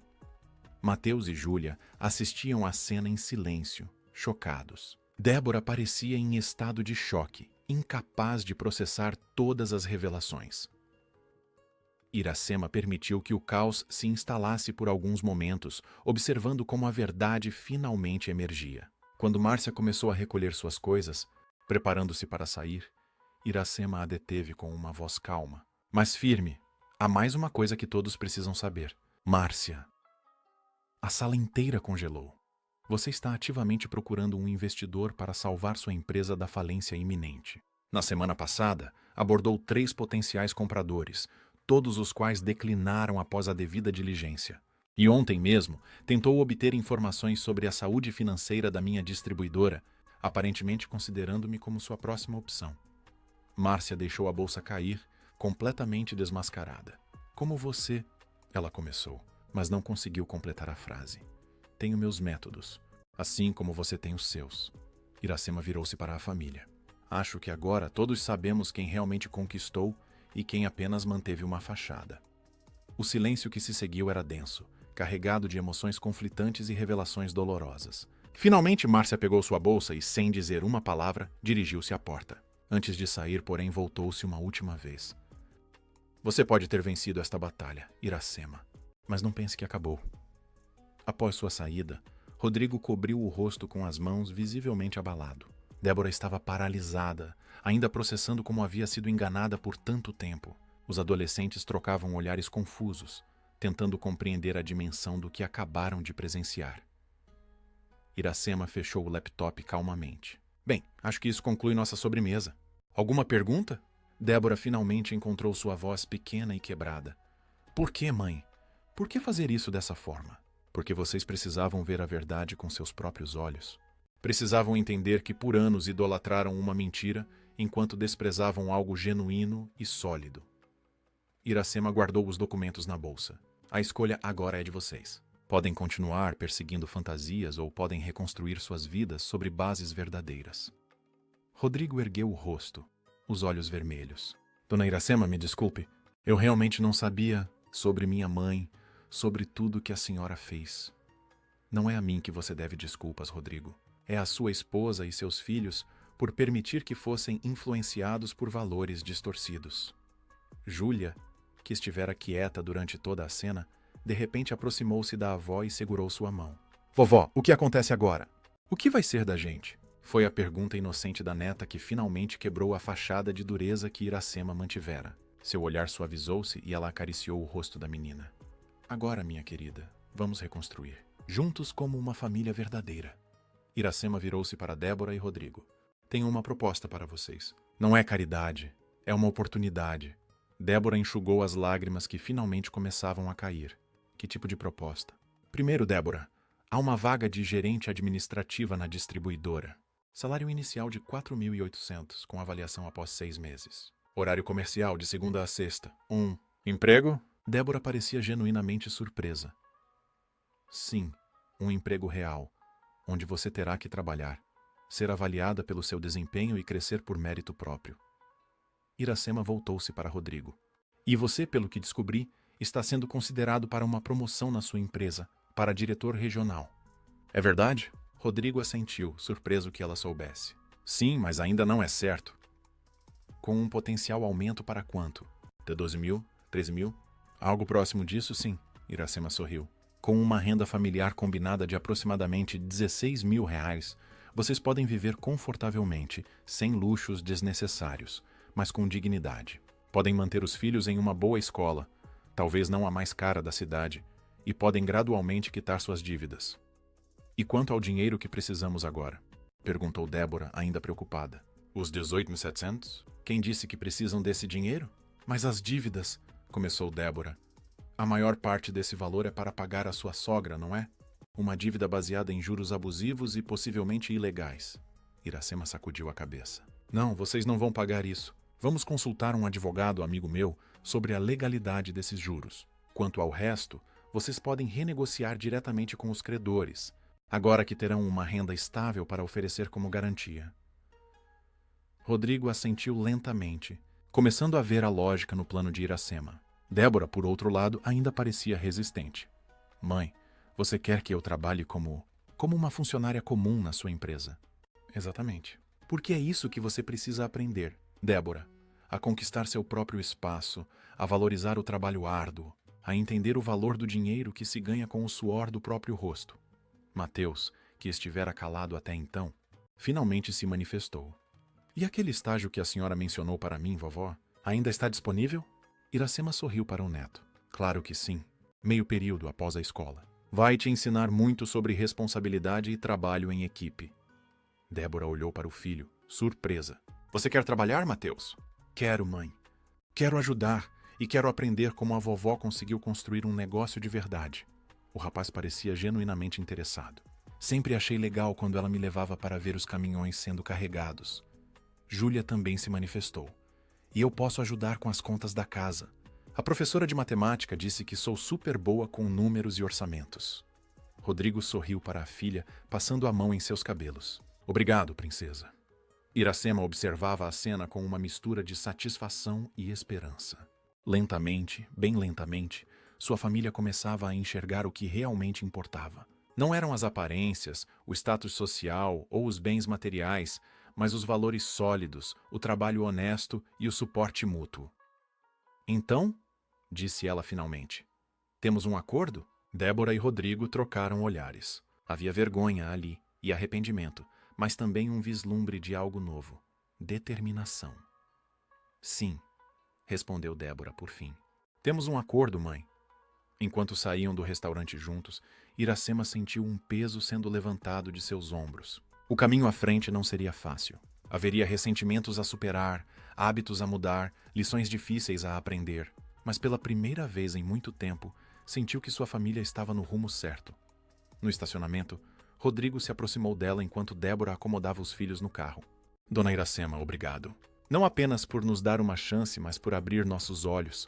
Eu realmente acreditava que minha mãe era, bem, quem ela fingia ser. Todos nós usamos máscaras às vezes, Rodrigo. O importante é reconhecer quando elas se tornam mais reais que nosso verdadeiro rosto. A senhora nunca usou máscaras, observou ele. Sempre foi autêntica. Iracema sorriu. Talvez porque nunca tive tempo para inventar uma persona. Estava ocupada demais construindo algo real. Enquanto observava a família partir, Iracema pensou em Antônio e no que ele diria se pudesse ver este momento. Provavelmente ficaria orgulhoso dela por finalmente ensinar à filha o valor do trabalho e da honestidade. Valores que ele tanto prezava e que tinham se perdido no caminho. O confronto com Márcia havia sido necessário, embora doloroso. Iracema não tinha ilusões de que a mulher aceitaria a derrota facilmente. Haveria consequências, possivelmente retaliações, mas estava preparada. Afinal, havia enfrentado desafios muito maiores ao longo da vida. Com um suspiro de alívio, Iracema entrou em seu carro e dirigiu para casa, sentindo-se pela primeira vez em décadas, verdadeiramente em paz com suas escolhas. A matriarca que apenas sobreviveu havia finalmente provado seu verdadeiro valor. 1 ano e meio depois, Iracema observava, com satisfação discreta, o movimento na área de expedição da distribuidora Novo Horizonte. O galpão, agora ampliado para 1.200 metros quadrados, fervilhava de atividade naquela manhã de segunda-feira. Funcionários moviam-se com eficiência entre as prateleiras altas, separando pedidos, enquanto operadores de empilhadeiras organizavam paletes para carregamento. Através da janela de seu escritório no mezanino, podia ver o pátio onde 5 caminhões com o logo da empresa aguardavam para iniciar as entregas. Um 6º veículo recém-adquirido estava sendo carregado para sua primeira viagem. Com licença, dona Iracema. Marlene bateu na porta entreaberta. O relatório mensal que a senhora pediu. Obrigada, Marlene. Iracema pegou a pasta e sorriu para a assistente. E as planilhas que pedi para a Débora? Ela disse que terminará até o meio-dia.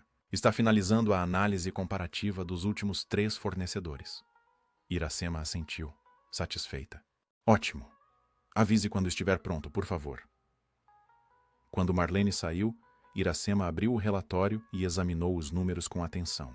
A distribuidora agora atendia 84 escolas em São Paulo e região metropolitana, um aumento de 23% em relação ao ano anterior. O faturamento crescera proporcionalmente e as margens de lucro estavam saudáveis, apesar dos investimentos em expansão. Seu telefone tocou, exibindo o nome de Mateus. Bom dia, vovó. Liguei para avisar que vou me atrasar um pouco hoje. Tenho reunião do grupo de pesquisa na faculdade. Sem problemas, meu querido. O Felipe pode cobrir o início do seu turno. Valeu, vovó. Te vejo à tarde. Ah, a Júlia perguntou se pode passar aí depois da aula para usar o computador da contabilidade. Ela está finalizando um projeto de matemática financeira. Claro que pode. Diga a ela que preparei aqueles cookies de chocolate que ela adora. Após desligar, Iracema sorriu para si mesma. Quem diria que após tantas turbulências, sua família encontraria um equilíbrio tão harmonioso? Mateus, agora com 17 anos, havia entrado para a faculdade de administração um semestre adiantado, graças ao seu excelente desempenho escolar. Trabalhava meio período na distribuidora, na área de logística, e já demonstrava um talento natural para os negócios. Júlia, com 15 anos, destacava-se em matemática e ciências no Colégio Público Joaquim Nabuco, onde se adaptara perfeitamente. Frequentemente visitava a avó no trabalho, fascinada pelos sistemas de gestão financeira da empresa. Um toque na porta interrompeu seus pensamentos. Débora entrou carregando uma pasta e um tablet. Bom dia, mãe. Terminei a análise dos fornecedores mais cedo. Ela colocou o material sobre a mesa. O Supplier C apresenta a melhor relação custo-benefício para os itens de papelaria básica, mas para os materiais premium, ainda acho que devemos manter o atual. Iracema examinou rapidamente as planilhas, impressionada com a minuciosidade da análise. Excelente trabalho, Débora. Muito completo. Obrigada. Débora sentou-se na cadeira em frente à mesa da mãe. Aos 43 anos, parecia mais jovem e mais vibrante do que há 1 ano e meio. Usava roupas simples, mas elegantes, sem as marcas ostensivas que antes considerava essenciais. Seus cabelos, agora em seu tom natural castanho, estavam presos em um rabo de cavalo prático. Mas a maior transformação não era externa. O olhar arrogante e insatisfeito havia dado lugar a uma expressão de confiança serena. As mãos, antes sempre impecavelmente manicuradas e ociosas, agora traziam pequenos calos de quem trabalha com papéis e computadores diariamente. Também preparei uma proposta para expandirmos para material didático digital, continuou Débora, mostrando uma apresentação no tablet. Várias escolas estão solicitando e poderia ser um novo filão para nós. Iracema sorriu, orgulhosa. Em apenas 1 ano e meio, Débora havia se transformado de uma consumidora passiva do trabalho alheio em uma profissional dedicada e criativa. Após os 6 meses iniciais como gerente administrativa, havia sido promovida para diretora de operações com um salário significativamente maior, conquistado por mérito próprio. Vamos discutir isso na reunião de diretoria da próxima semana, respondeu Iracema. Peça para o Sérgio do TI avaliar os custos de implementação e vamos precisar de uma pesquisa mais aprofundada sobre os fornecedores de conteúdo digital. Já comecei a fazer contatos. Tenho uma startup em Campinas desenvolvendo material interativo muito interessante. Iracema observou a filha com uma mistura de orgulho e reflexão. A jornada não havia sido fácil. Os primeiros meses de Débora na empresa foram marcados por resistência velada e ocasionais crises de autopiedade. Acostumada a ser tratada como especial, teve dificuldade em ser apenas mais uma funcionária, sujeita às mesmas regras e expectativas que os demais. A virada aconteceu quando ela fechou seu primeiro grande contrato, conquistando uma rede de escolas particulares após semanas de negociação. A satisfação que sentiu foi diferente de qualquer coisa que experimentara antes. Era a sensação genuína de conquista por esforço próprio. Como está o Rodrigo? Perguntou Iracema, enquanto fazia algumas anotações sobre a proposta. Ótimo. A expansão para o Nordeste está consumindo todo o tempo dele, mas está feliz com os resultados. Deve voltar de Recife na quarta-feira. Rodrigo havia de fato recebido a promoção para diretor regional da empresa onde trabalhava, com um salário que, combinado com o de Débora, garantia uma vida confortável para a família.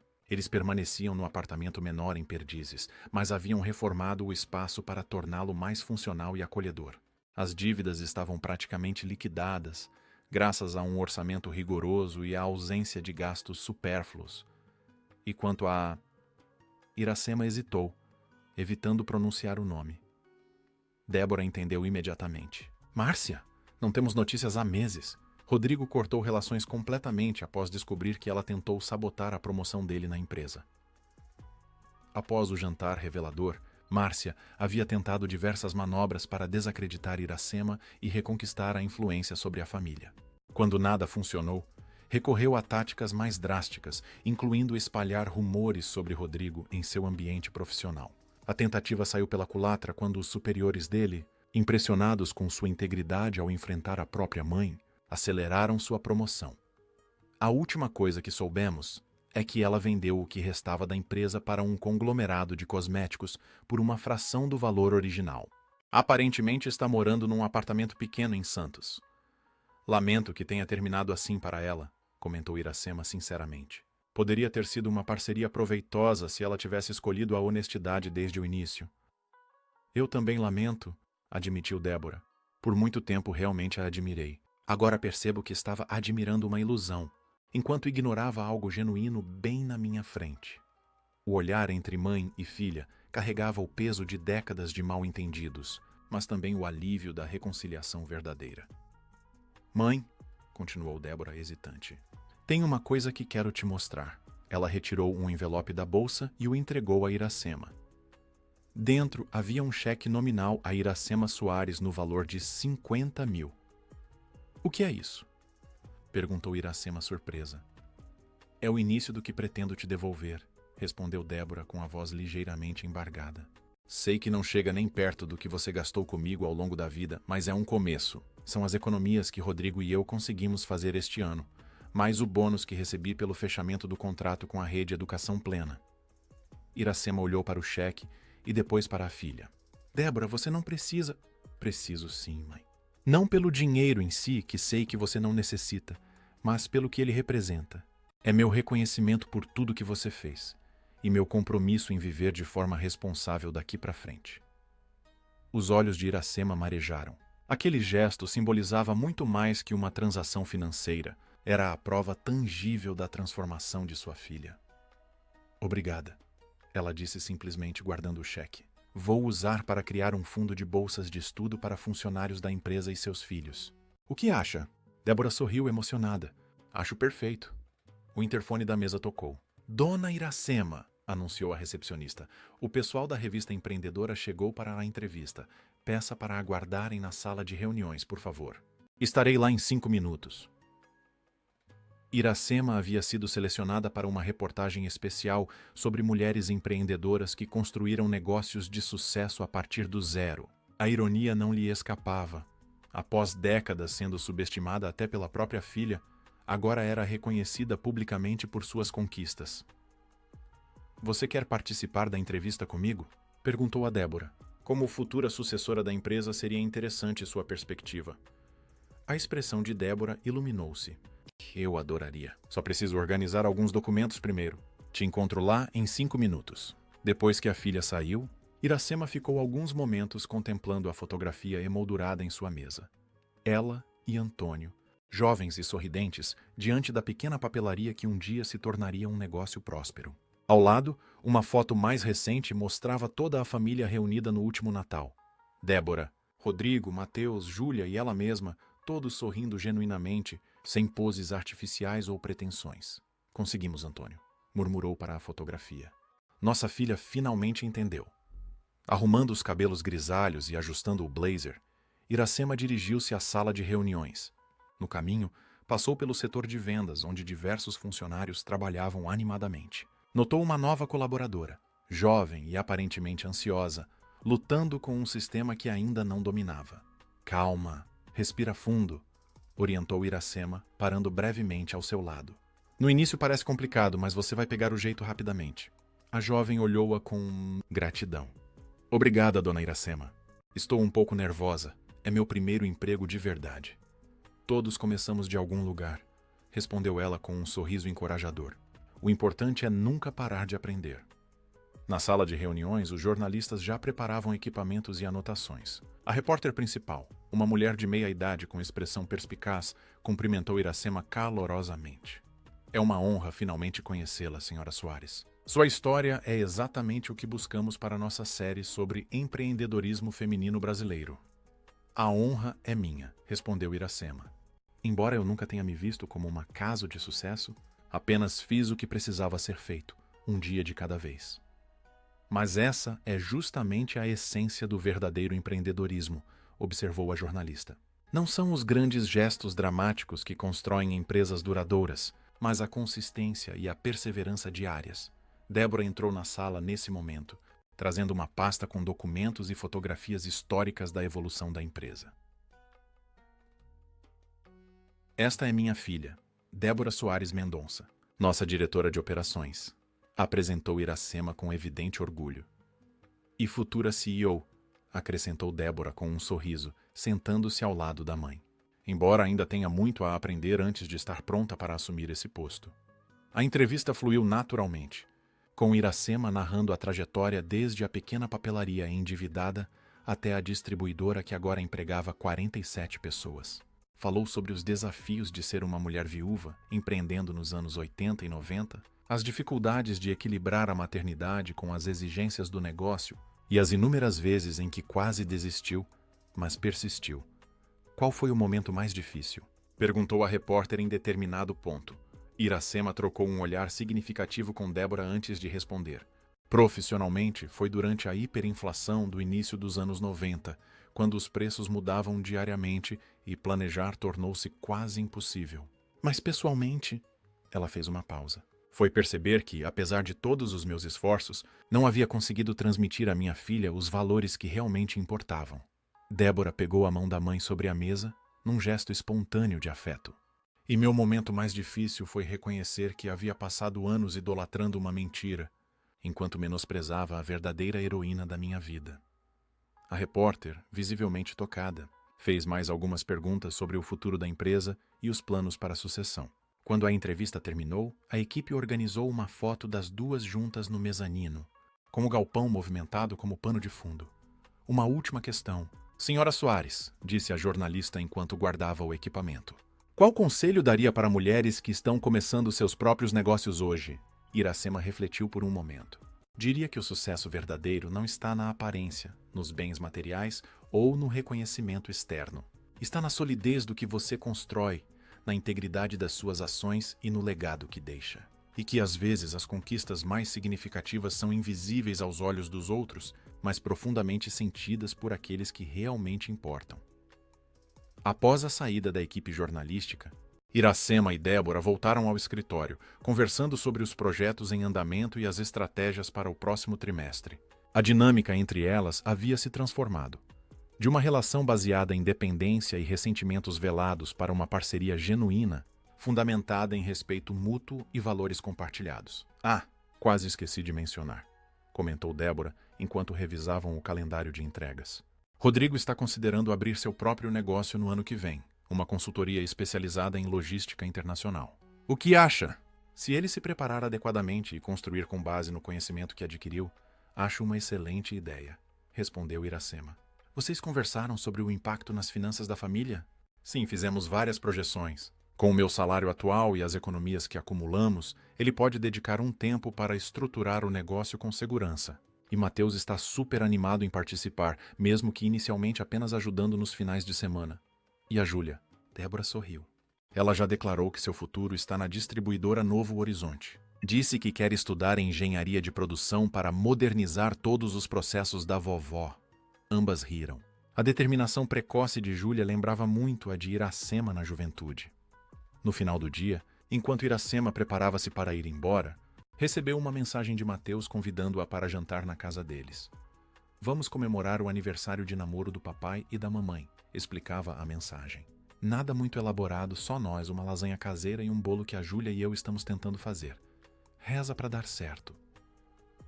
Iracema respondeu com um emoji de coração, algo que aprendera recentemente com os netos. Pegou suas coisas, despediu-se da equipe ainda presente e dirigiu-se ao estacionamento. Seu carro continuava sendo um modelo prático e sem ostentação, agora um pouco mais novo, mas igualmente funcional. Nunca sentira necessidade de exibir riqueza ou status através de bens materiais. Sua satisfação vinha de coisas mais substanciais: a empresa próspera, a família reconciliada, a consciência tranquila. Enquanto dirigia pelas ruas de São Paulo em direção à casa da filha em Perdizes, Iracema refletia sobre a jornada incrível que havia percorrido. Da jovem viúva desesperada com uma papelaria falida à empresária respeitada com uma distribuidora próspera. Da mãe ignorada e subestimada à matriarca reconhecida e admirada pela família. Algumas quadras antes de chegar ao apartamento de Débora, parou em uma floricultura para comprar um arranjo simples de flores do campo. Não pelo valor material do presente, mas pelo simbolismo. Beleza genuína sem pretensão ou artificialidade. Ao estacionar em frente ao prédio, notou Júlia e Mateus observando-a pela janela do apartamento no terceiro andar. Acenaram entusiasticamente quando a viram e ela retribuiu com um sorriso largo. No elevador, arrumou instintivamente os cabelos grisalhos, não por vaidade, mas por hábito de uma vida inteira de cuidado e atenção aos detalhes. Débora abriu a porta antes mesmo que ela tocasse a campainha, como se tivesse estado esperando ansiosamente. "Bem-vinda, mãe", disse, abraçando-a com genuíno afeto. "Estávamos só esperando você para começar." O apartamento, muito menor que a antiga cobertura nos jardins, irradiava aconchego e harmonia. Fotos de família decoravam as paredes, incluindo várias com Iracema. A mesa estava posta de forma simples, mas cuidadosa, com a melhor louça da casa. Rodrigo, usando um avental sobre a camisa social, saiu da cozinha com uma expressão de falsa preocupação. "Socorro, dona Iracema! Os adolescentes tomaram conta do meu forno e estou temendo pelo resultado." Risadas ecoaram pela sala enquanto Mateus e Júlia protestavam, defendendo suas habilidades culinárias recém-descobertas. Sentada à mesa com sua família, compartilhando uma refeição simples preparada com carinho, Iracema sentiu uma plenitude que nenhum luxo ou ostentação poderia proporcionar. A verdadeira riqueza, afinal, não estava nos bens materiais ou no status social, mas nos laços genuínos e nas conquistas honestas. Quando Débora ergueu a taça em um brinde, seus olhos encontraram os da mãe com um brilho de compreensão profunda. "A nossa matriarca", declarou ela, "que nunca apenas sobreviveu, mas conquistou o que realmente importa. Uma família unida por valores verdadeiros e um legado de integridade que durará gerações." Os cristais tilintaram em celebração, selando não apenas uma reconciliação familiar, mas o triunfo silencioso de uma mulher que, contra todas as probabilidades, construiu um império sólido de princípios, trabalho e amor incondicional. Naquela noite, retornando ao seu apartamento no Mandaki, Iracema sentiu uma paz que havia buscado por toda a vida. O círculo estava completo. A matriarca invisível finalmente havia sido vista, não apenas por sua família, mas pelo mundo, e mais importante, por si mesma. Fim da história. Amigos ouvintes, o que acharam dessa jornada emocionante com Iracema, Débora e toda a família Soares? Histórias de redenção e reconhecimento como esta nos tocam profundamente porque refletem valores que todos valorizamos: trabalho honesto, humildade e a importância dos laços familiares verdadeiros. Se esta narrativa tocou seu coração, não se esqueçam de deixar seu like e se inscrever em nosso canal. Todas as semanas trazemos histórias brasileiras que exploram as complexidades da vida, os desafios dos relacionamentos familiares e as pequenas grandes vitórias do cotidiano. E deixem nos comentários: vocês já presenciaram alguma situação onde alguém foi injustamente subestimado como Iracema? Ou talvez conheçam uma Márcia que vive de aparências? Até a próxima história emocionante e lembrem-se: as verdadeiras conquistas nem sempre são visíveis aos olhos, mas sempre são sentidas no coração.